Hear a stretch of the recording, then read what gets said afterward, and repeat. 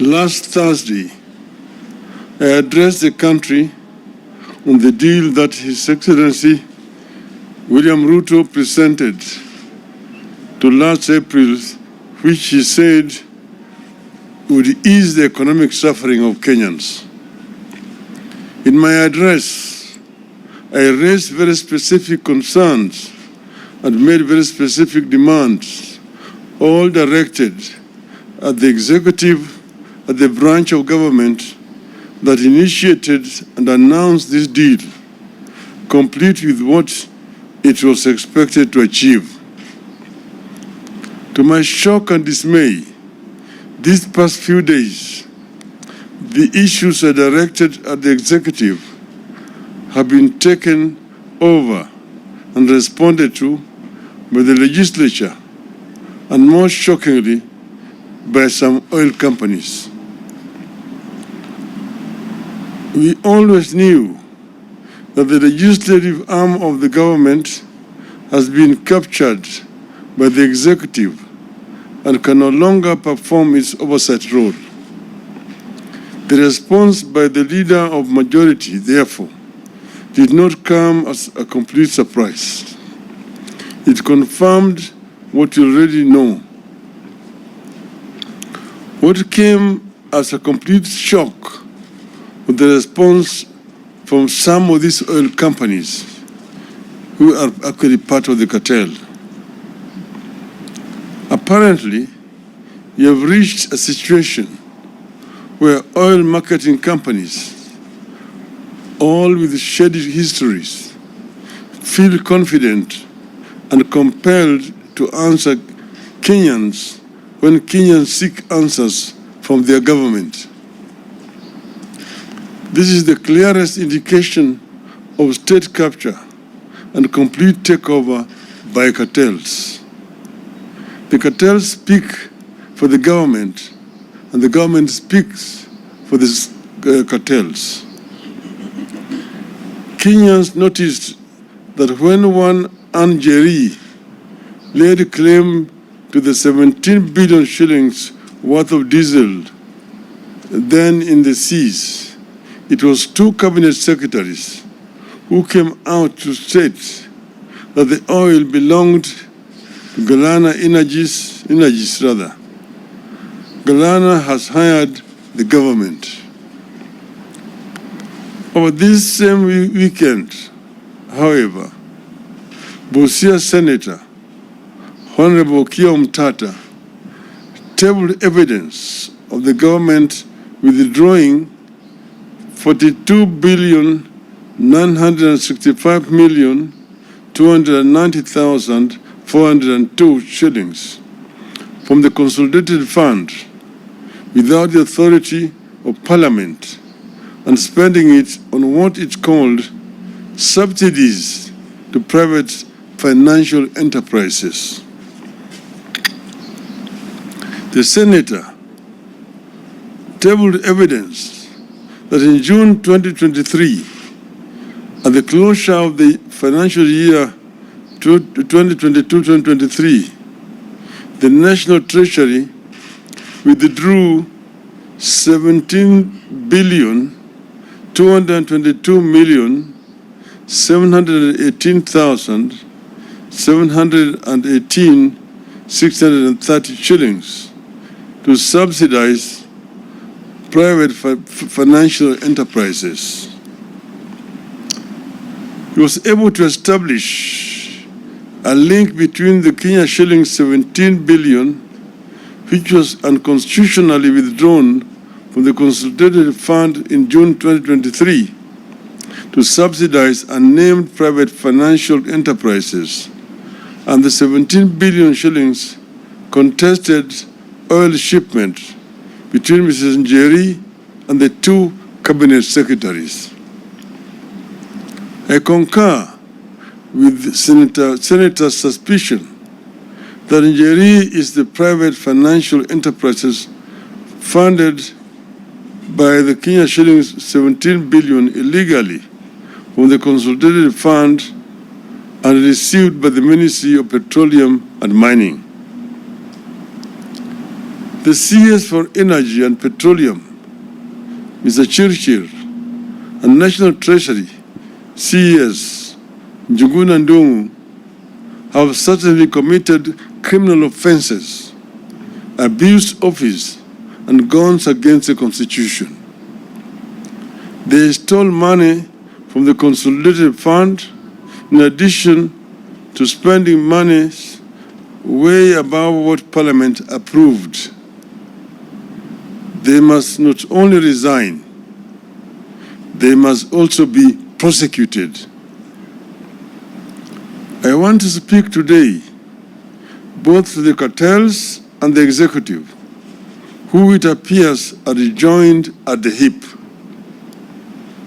The oil firms, the National Assembly majority leadership, and the CS David Chirchir have talked of there being a G2G memorandum of understanding in this oil deal. Once again, I am asking that the documents be shared with the public. This must be documents signed by a representative of the government of the Kingdom of Saudi Arabia and the United Arab Emirates and the Republic of Kenya, not that of the Ministry of Energy and Petroleum and ADNOC Global Trading Limited or Emirates National Oil Company. Kenyans will have noticed that even as our Ministry of Energy and Petroleum was signing deals with state-owned corporations in the Middle East, our own National Oil Corporation is completely left out. NOC has a legal mandate to participate in all aspects of the petroleum industry and is only owned by the government of Kenya through a joint ownership by the ministry responsible for the petroleum function. How does Chirchir explain the exclusion of this corporation in favor of private shady firms? If he was signing, he should have signed with the minister. Is equivalent on the other side.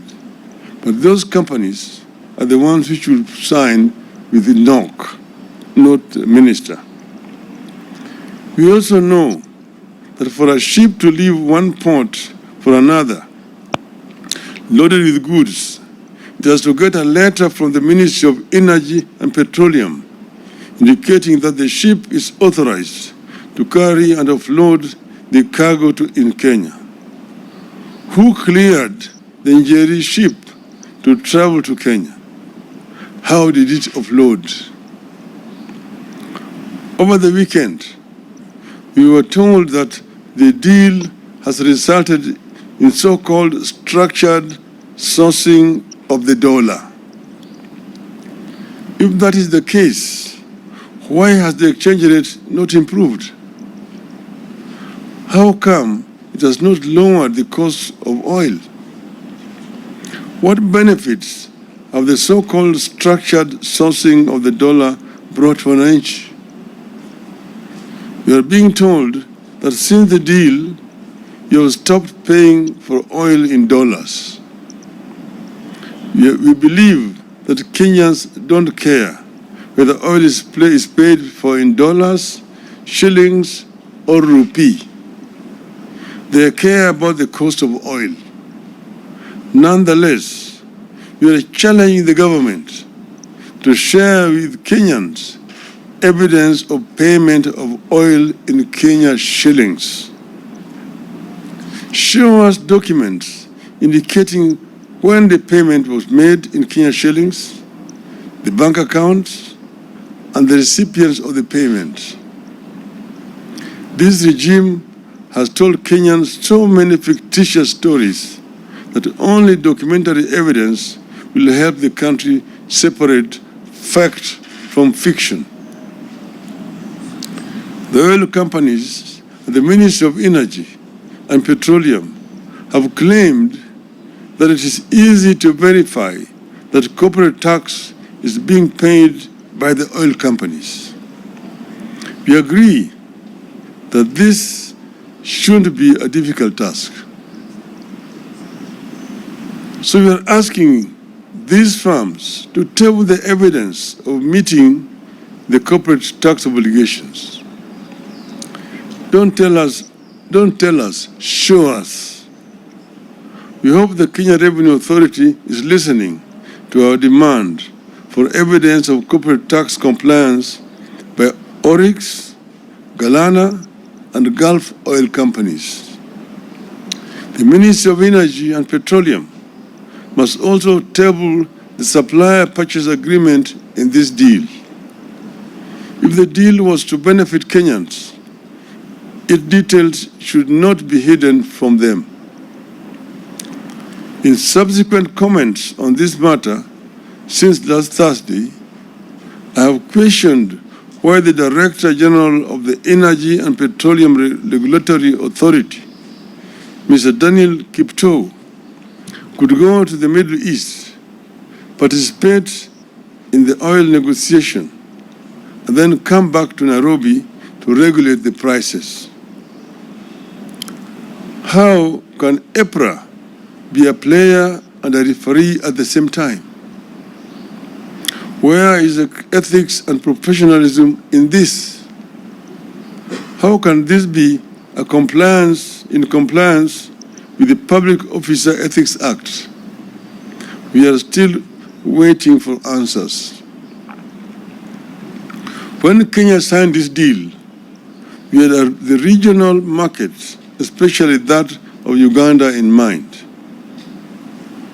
The Gulf nations of Saudi Arabia and the United Arab Emirates were definitely aware that we import for the region. This in itself makes it impossible that we could have had a G2G. Whatever the case, we want to know what happens to the oil we intended for Uganda and onward markets. Are we going to be stuck with and forced to buy it at the old high prices while costs are falling elsewhere? Is that the reason Tanzania's has gone down while ours stay unchanged? Are we stuck with old prices because the negotiators already locked the prices and the oil is coming in the quantities that was agreed on in March? In light of this development, I'm today calling on some 3 specific institutions that are paid by the Kenyan taxpayer to exercise their mandate and get to the bottom of this saga as follows. First, the Energy and Petroleum Regulatory Authority. This is an institution under the chairmanship of a distinguished scholar, Honorable Justice Professor Jackton B. Ojwang, has the primary duty to protect the people of Kenya from predatory practices. Indeed, it is given protection in the course of its work through a legally mandated independence. Section 9(3) of the Energy Act says, except as otherwise provided in this Act, the authority shall be independent in the performance of its functions, exercise of its powers, and shall not be subjected to the direction or control of any person or authority. Under the Ruto regime, EPRA has been reduced to being a price fixer and to enable predators in the government to exploit Kenyans by overcharging them for petroleum products. Section 10 of the Energy Act gives the authority the duty, among others, to monitor in consultation with the competition authority conditions of contractors' operations and their trade practices, investigate complaints or disputes arising from the petroleum operations, ensure enforcement and compliance with the national values and principles, protect consumer, investor, and other stakeholder interests. The challenge is now on its chairman to rise up to the true mandate of the authority and investigate the following. 1. Violation of consumer rights under the Bill of Rights in the G2G arrangement. 2. Transparency of fuel contracts signed by all parties in the alleged G2G arrangement. 3. Criminal collusion through price fixing and other corrupt trade practices in the G2G arrangement. 4. The controversy surrounding the dispute between Galana Energies Limited and Anjeri Njoroge. The second institution we are challenging is the Office of the Auditor General. Since her appointment, the Auditor General, CPA Nancy Gathungu, has displayed courage in her approach to duty. We are calling upon her to execute her mandate in this matter and investigate the following. 1. The procurement processes engaged in by the Ministry of Energy and Petroleum in recruitment of suppliers and their local agencies. 2. The criteria applied by the G2G arrangement in arriving at the prices at which Kenya is to buy fuel. 3. The criteria applied by the Energy and Petroleum Regulatory Authority in arriving at the prices the Kenya consumer shall buy petroleum products. 4. The criteria applied in the G2G arrangement in arriving at the demurrage and other levies and charges. The third institution which we are calling out is the Ethics and Anti-Corruption Commission. Just a minute.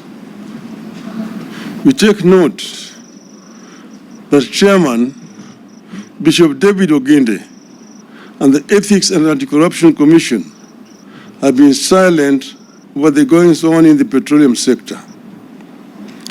Allegations of corruption, collusion, and conflict of interest have been made, but no investigations have begun. The challenges on the chairman to start working on the matters raised and to investigate the following. 1. Conflict of interest by government officials in the alleged G2G arrangement. 2. Bribery and commissions and kickbacks from revenues raised by the G2G arrangement. 3. Criminal collusion through price fixing and other corrupt practices in the G2G arrangement, and violation of procurement laws in the recruitment of suppliers and their local agencies. Once again, we reiterate that we stand by every word that we have said on this oil deal. We will not relent on this matter until the truth is known and punishment that fits the crime is meted out. In the meantime, heads must roll at the Energy Ministry and National Treasury. End of statement. Rais aliongea jana juu ya bei ya mafuta, lakini sisi tunaongea juu ya mafuta ambayo tayari iko hapa. Yeye mwenyewe anajua ati matangi zimejaa na mafuta kwa sababu Uganda imekataa kuchukua hiyo mafuta kwa sababu bei yake iko juu. Sasa hiyo mafuta ambayo nasema ni tayari iko hapa, tunasema bei itashuka chini. Sababu gani bei hiyo haishuki chini wakati huu? Mbona nangoja mpaka mwezi ujao? Haya yote katika hiyo statement ambayo mimi nimetoa, nimesema mambo mengi zaidi. Nimeongea juu ya vile hii mafuta yenyewe ilikuja hapa. Kwanza walisema, na hata yeye jana alikariri, ati hii ni serikali na serikali, yani G ni government to government. Lakini ile makaratasi ambayo anasema ziko hata mbele ya bunge ni karatasi ambayo zimewekwa sahihi na bwana Chirchir kwa upande hii, lakini ngambo hili hakuna waziri upande ile ambaye amewekwa sahihi. Hiyo sio G to G. G to G must be government to government. Tumesema yeye ameweka sahihi na makampuni pale. Tumesema kama ingekuwa sawa, tuko na kampuni vile vile hapa Kenya ya serikali inaitwa National Oil Corporation, ambayo ilingeweka sahihi na hiyo kampuni ya Saudi Arabia na hizo kampuni nyingine ya Emirates, sio waziri wa serikali ya Kenya. Kwanza hiyo yanasema ni ukweli, yale ambayo nasema hiyo ni uongo, sio kweli. Hiyo ni uongo, sio kweli. Kwa nini umewacha kampuni ya serikali hapa, alafu anakwenda kuchukua makampuni zingine ya binafsi kama Oryx, kama Galana, kama Gulf? Kitu gani, shida gani yuko na kampuni yetu ya NOC hapa? NOC imepata ukimwi siku gani? Ile Israeli ikaweka sahihi. Ndio kwa sababu hawa jamaa wenyewe walienda ngambo ile na wanapata rushwa kupitia kwa hiyo makampuni ambayo wameweka hapa. Tena waniambia mimi ati makampuni ya mafuta amenijibu. Katika taifa letu hapa makampuni makubwa ya mafuta ni Vivo, ni Shell, ni Total. Hawa hawajanijibu. Wao wenyewe wanaumia. Uliza hao, mimi nafanya biashara na makampuni ya mafuta, wanaumia wote, wana shida kwa sababu hawa makampuni mengine yamewekwa hapo katikati, ndio wamefanya biashara na hawa makatels. Bwana Chirchir, na mimi nataka kutoa shukrani kwa watu wa Bomet kwa kuonyesha ya adabu, manake hajui adabu vile Wakenya wana shida, wana shida zaidi na watu wote. Hata bwana Ruto wanampatia yeye tu heshima, lakini hawakukubali yale alikuwa anasema. Wanachukua nasema uongo. Haitakikani mtu ambaye anajiita rais awe kila mara akitoka na usimamo namna hii anasema uongo. Sema ukweli. Ukweli haiozi. Na ukweli kidhihiri, uongo ujitenga. Nikujibu. Shukran.